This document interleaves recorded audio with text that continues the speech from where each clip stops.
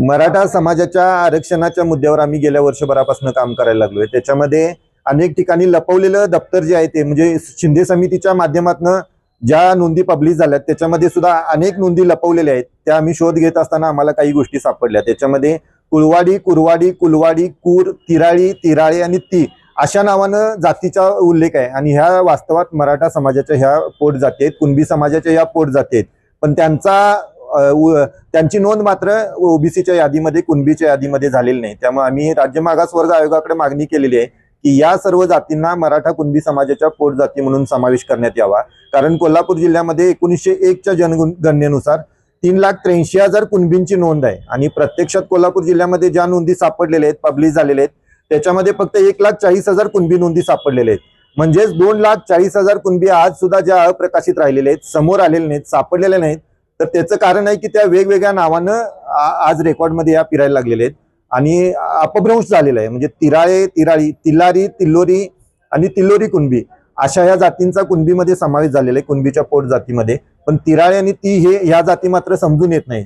त्यामुळं अजून याच्या समकक्ष अजून काही जातींची जरी माहिती लोकांच्याकडे असेल की ते आता वास्तवात मराठा आहेत आणि त्यांच्या जातीची नोंद मात्र वेगळ्या शब्दात झालेली असेल, तर त्यांनी सुद्धा याबाबत आमच्याशी संपर्क करावा आणि या सर्व जातींचा समावेश जर कुणबीमध्ये केला तर कोल्हापूरमध्ये ज्या 3,83,000 नोंदींची 1901च्या जनगणनेनुसार नोंद झालेली आहे, तर त्या सर्व लोकांना कुणबी दाखले मिळण्यासाठी हे सहज सोपं होऊन जाईल। यासाठी आम्ही आज राज्य मागासवर्ग आयोगाला पत्र दिलेलं आहे।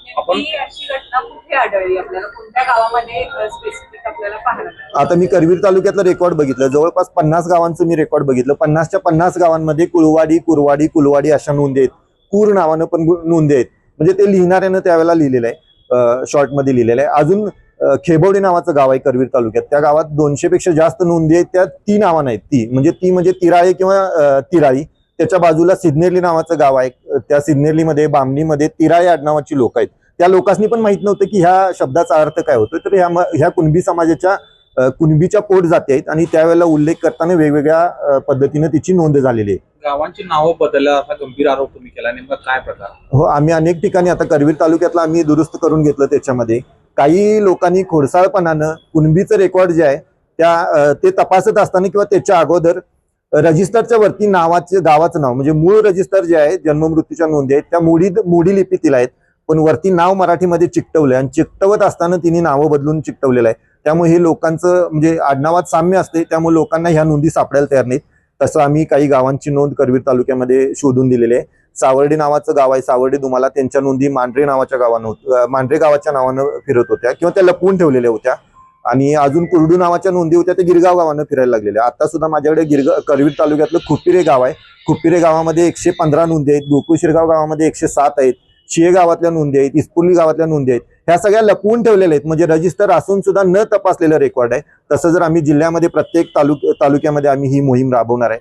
आम्हाला 100 पेक्षा जास्त गावाचं रेकॉर्ड आम्हाला समोर आणता येईल। मराठा समाजासाठी हे जाणीवपूर्वक रचलेलं षडयंत्र आहे असं वाटतं? हा, म्हणजे अगोदर वाटायचं हे चुकून झालं असेल, पण आता असं वाटतंय की ही कुठली तरी यंत्रणा आहे इतर जातीची किंवा जाणीवपूर्वक मराठा समाजाला त्यांचा हक्क मिळू नये यासाठी हे षडयंत्र आहे आणि मग कुणीतरी जाणीवपूर्वक हे करते। कारण आतमध्ये मोडी असणाऱ्याला वर नाव बदलणं ते त्याच्या मनाचं काम नाही आणि लपवून ठेवलेलं दप्तराचं काय, त्याच्याबाबत कोण बोलायला तयार नाहीत। आता आम्हाला ऍक्सेस द्यायला लागलेत की ते जाऊन शोधा, पण ते शोधायला जरी लागलो तरी सुद्धा 2023-24च्या न्यायमूर्ती शिंदे समितीची ज्या वेळेला स्थापना झालेली त्यावेळेला हे दप्तर का तपासलं नाही, हा पण मोठा प्रश्न आहे आणि त्याच्याबाबत कोण कारवाई करायला तयार नाहीत। सगळे एकमेकाला सांभाळून घ्यायला लागल्यात, त्यामुळे हे राजकीय षडयंत्र आहे, अनेक अधिकारी त्याच्यामध्ये सामील आहेत।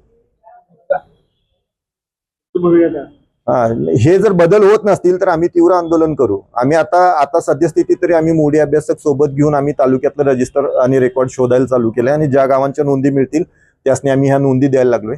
पुढच्या काळात आम्ही हे सरकारी नियमाप्रमाणे जे 140 रुपये फी मध्ये कुणबी दाखला मिळाला पाहिजे त्याच किमतीमध्ये हे दाखले मिळावेत। अन्यथा लोक त्या पैसे जर 5,000 10,000 रुपये द्यावे लागत असतील तर लोक जाणार नाहीत। त्यामुळे आम्ही ही पुढच्या काळात कुणबी दाखले मिळण्यासाठी सुद्धा प्रयत्न करणार आहोत।